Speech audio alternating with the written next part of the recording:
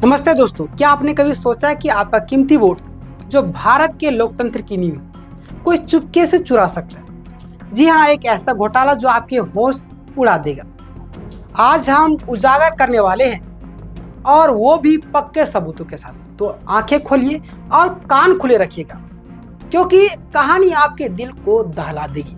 आज हम बात करेंगे कर्नाटक और महाराष्ट्र में हुए उस सनसनीखेज वोट चोरी की मामले की, जिसमें राहुल गांधी ने 18 सितंबर 2025 को अपनी प्रेस कॉन्फ्रेंस में सबके सामने ला करके हंगामा मचा दिया और सीधे मुख्य चुनाव आयुक्त यानी कि ज्ञानेश कुमार पर वोट चोरी की मदद करने का गंभीर आरोप भी लगाया। दोस्तों, ये कोई साधारण इल्जाम नहीं है, बल्कि एक ऐसी साजिश है जो भारत के संविधान और लोकतंत्र को सीधे चुनौती देती है, जिसमें 6000 से ज्यादा वोटरों के नाम सिस्टमेटिक तरीके से काटे गए और कहीं कहीं तो जोड़े भी गए, वो भी कॉल सेंटर और सॉफ्टवेयर की मदद से।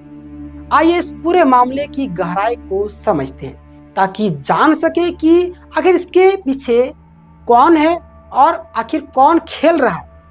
कर्नाटक की आलंद विधानसभा, जो कि कलबुर्गी जिले में है, वहां 2023 में कांग्रेस ने जीत हासिल की थी।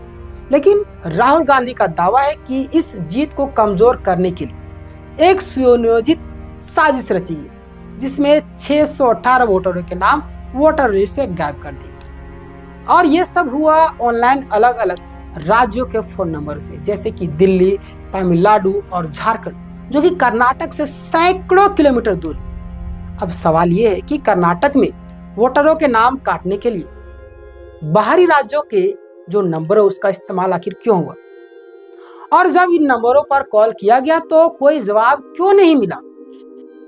राहुल गांधी ने अपनी प्रेस कॉन्फ्रेंस में सूर्यकांत नाम के एक शख्स को मंच पर पेश किया, जिसके नाम पर 14 वोटरों के नाम काटने के लिए आवेदन किए गए थे, लेकिन सूर्यकांत को इसकी भनक तक नहीं थी।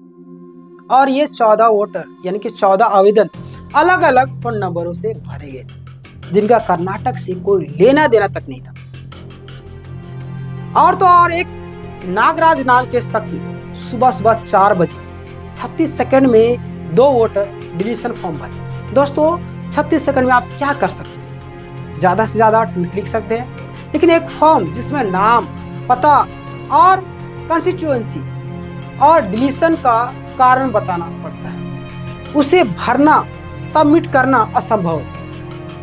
फिर ये करामत कैसे हो गया? राहुल गांधी ने इसे सॉफ्टवेयर और ऑटोमेशन का खेल बताया, जिसमें वोटर लिस्ट के पहले नंबर वाले नाम को टारगेट किया गया। और ये सब उन बूथों पर हुआ जहां कांग्रेस पकड़ थी, यानी कांग्रेस की जहां पे पकड़ थी वहां पे, जैसे कि आलंद के टॉप 10 बूथों में 8 जहां 2018 में कांग्रेस जीती थी। इस साजिश का खुलासा तब हुआ जब एक BLO यानी कि बूथ लेवल ऑफिसर ने देखा कि उनके रिश्तेदार का नाम वोटर लिस्ट से गायब है, और जांच करने पर पता चला कि उनके पड़ोसी के नाम से ये नाम यानी कि काम हुआ है। लेकिन पड़ोसी ने साफ मना कर दिया, कहा कि उन्होंने कोई भी फॉर्म नहीं भरा। इस छोटी सी गलती ने पूरे घोटाले को पकड़ लिया, और जब कर्नाटक के CID ने इसकी जांच शुरू की तो उन्होंने चुनाव आयोग से कुछ बुनियादी जानकारी मांगी, जैसे कि फॉर्म किस डिवाइस से भरे गए, उनका IP एड्रेस क्या था, OTP कहाँ गया, फोन नंबरों के मालिक कौन है। लेकिन दोस्तों, यहाँ आता है सबसे बड़ा ट्विस्ट। कर्नाटक CID ने फरवरी 2023 से लेकर के सितंबर 2025 तक 2.5 साल में 18 बार चुनाव आयोग को चिट्ठी लिखी और बार बार जवाब मांगा। जवाब क्या था? सन्नाटा। जी हाँ, कोई जवाब नहीं। राहुल गांधी ने इसे वोट चोरी की रक्षा करने का सबूत बताया और कहा कि अगर चुनाव आयोग के पास छिपाने को कुछ नहीं है तो वो जानकारी क्यों नहीं दे रहा, आखिर वो किसे बचा रहा है। और ये साजिश सिर्फ कर्नाटक तक सीमित ही नहीं थी। राहुल गांधी ने दावा किया कि महाराष्ट्र के राजौरा में 6000 से ज्यादा नाम जोड़े गए, और ये खेल यूपी, हरियाणा जैसे राज्यों में भी चल रहा है, जो एक सेंट्रलाइज सिस्टम से ऑपरेट हो रहा है, जिसमें कॉल सेंटर और सॉफ्टवेयर का इस्तेमाल हो रहा है। उन्होंने ये भी खुलासा किया कि अब चुनाव आयोग के अंदर से ही कुछ लोग उनकी मदद कर रहे हैं, जो इस साजिश को उजागर करना चाहते हैं। और ये बात अपने आप में बताती है कि इस घोटाले की जड़ें कितनी गहरी है। राहुल गांधी ने चुनाव आयुक्त ज्ञानेश कुमार को सीधे चुनौती दी और कहा कि उसके पास 7 दिन है, कर्नाटक सीआईडी को अगर सारी जानकारी नहीं थी, वरना देश खासकर युवा ये मान लेंगे कि संविधान की हत्या में शामिल है। अब आते हैं चुनाव आयोग के जवाब, जिसने ट्वीट पर कहा राहुल गांधी के आरोप पर, यानी कि आरोप जो है आधार ही नहीं, यानी कि कोई भी उसका आधार ही नहीं, और कोई भी ऑनलाइन फॉर्म भरकर वोटर का नाम नहीं काट सकता, क्योंकि नाम काटने के पहले नोटिस देना जरूरी होता है। लेकिन सवाल ये है कि क्या सूर्यकांत जैसे लोगों, यानी उनको नोटिस मिला था या 618 वोटरों के नाम काटे गए, उन्हें कोई मौका दिया गया। आयोग ने यह भी कहा कि 2023 में आलंद में कुछ यानी कि असफल कोशिशें हुई, जिसके बाद एफआईआर दर्ज की गई। लेकिन अगर एफआईआर दर्ज की गई तो सिर्फ 2.5 साल तक सीआईडी की जांच में सहयोग क्यों नहीं? बताइए कि सीआईडी जब जांच कर रही थी उसका सहयोग क्यों नहीं की चुनाव आयोग? और अगर मामला इतना छोटा था तो जांच अब तक पूरी क्यों नहीं हुई? राहुल गांधी ने यह भी बताया कि कर्नाटक ने यानी कर्नाटक के निर्वाचन अधिकारी ने चुनाव आयोग को चिट्ठी लिखी, लेकिन इसका भी कोई जवाब नहीं मिला।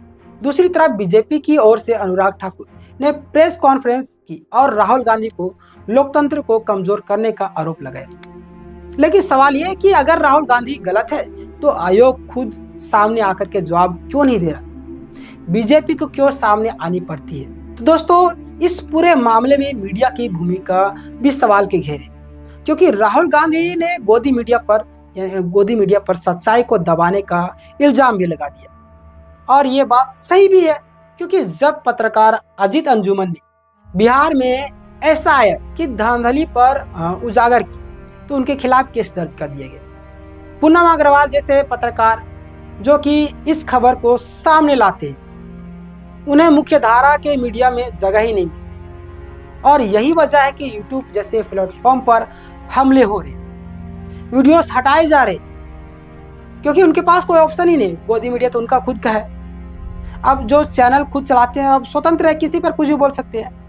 अब जब वो लोग उजागर करते हैं तो उसके वीडियोस को डिलीट मरवाए जा रहे, इस पर भी आगे हम लोग बात करेंगे। चैनल डिलीट करवाए जा रहे।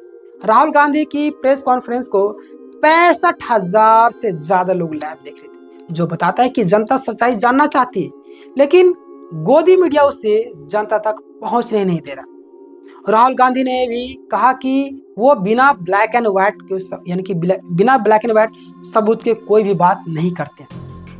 और इस बार उन्होंने ना सिर्फ सबूत पेश की, बल्कि ये भी चेतावनी दी असली हाइड्रोजन बम अभी बाकी है, जो आने वाले जो महीने हैं उसमें सामने आ जाए। दोस्तों, ये मामला सिर्फ कर्नाटक या महाराष्ट्र का नहीं, बल्कि पूरे भारत के लोकतंत्र का है। क्योंकि अगर वोटर लिस्ट से इस तरीके से हेराफेरी, यानी कि वोटर लिस्ट में हेराफेरी हो, तो समझिएगा कि इसका मतलब ये है कि हमारे लोकतंत्र की जो नींव है वो खतरे में। राहुल गांधी ने साफ कहा कि लोकतंत्र की रक्षा करना उनका काम नहीं, बल्कि संवैधानिक संस्थाओं जैसे चुनाव आयोग और कोर्ट्स का है। लेकिन जब ये संस्थाएं अपनी जिम्मेदारी नहीं निभा रही तो जनता को, खासकर युवाओं को सामने आना होगा। उन्होंने ये भी दावा किया कि अगर जनता को पता चल गया कि उनकी वोट चोरी हो रही है तो वो चुप नहीं बैठेंगे। और यही वो ताकत है जो आज इस साजिश को रोक सकती है।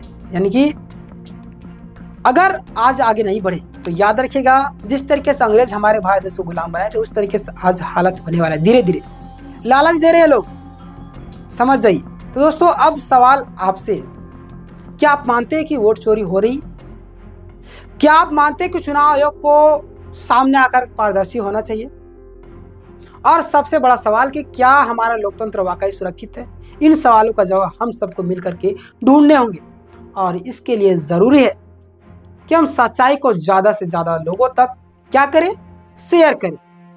अब आपका फर्ज है कि इस वीडियो को ज्यादा से ज्यादा लोगों तक शेयर करें, अगर जानकारी पसंद आई हो। क्योंकि सच्चाई को फैलाने की जिम्मेदारी सिर्फ हमारी नहीं, आपकी भी होती। और हाँ, चैनल को सब्सक्राइब करना ना भूलिए। दोस्तों, मिलते हैं किसी नए सनसनीखेज नए ऊर्जा के साथ में। तब तक के लिए धन्यवाद।